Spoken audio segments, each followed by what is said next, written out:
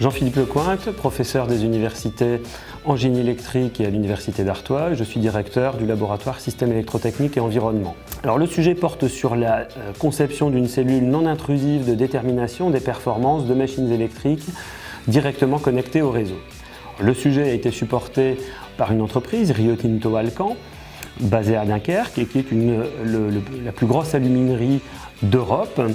Et pour cette entreprise, l'adéquation des machines électriques aux charges qu'elles entraînent constitue un véritable challenge dans la mesure où la consommation de ces machines électriques est particulièrement importante dans cette entreprise. Alors l'idée était de pouvoir statuer sur l'adéquation de ces machines tournantes aux charges qu'elles entraînent en étant le moins intrusif possible. Pour cela, nous avons conçu un dispositif qui est basé sur l'analyse des champs électromagnétiques rayonnés par ces machines, donc dans leur environnement proche, ce qui nous permet donc de ne pas arrêter les process de fabrication et d'être tout à fait intéressant pour l'entreprise.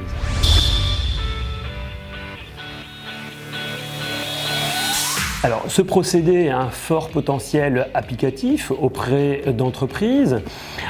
En effet, le dispositif a fait l'objet d'un dépôt de brevet par la SAT-Nord et en fait tout le projet s'est inscrit dans le cadre du pôle MEDE, maîtrise énergétique des entraînements électriques, et également dans le cadre de la troisième révolution industrielle et agricole portée par la région des Hauts-de-France.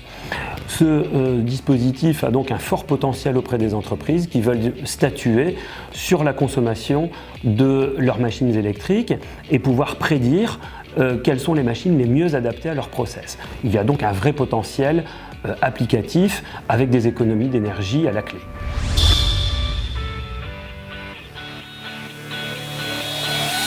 Les intérêts du dispositif qui a été développé sont multiples. Donc, déjà, les coûts de fabrication sont très faibles.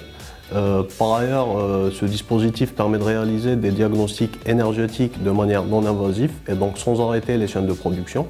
Et enfin, le troisième point, et c'est le plus important, c'est que lorsque ce dispositif est associé avec des algorithmes de sélection de moteurs électriques, permet de statuer sur l'adéquation d'un moteur avec la charge et de proposer le moteur qui serait le plus adapté à entraîner le process qui est instrumenté et par conséquent de réduire les pertes internes du moteur électrique.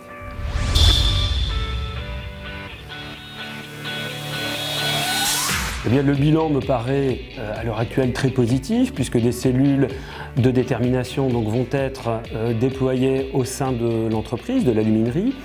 Le projet va également vivre avec la SAT-Nord qui va normalement financer la maturation de ce projet et qui va lui permettre d'être déployé encore plus facilement dans d'autres entreprises.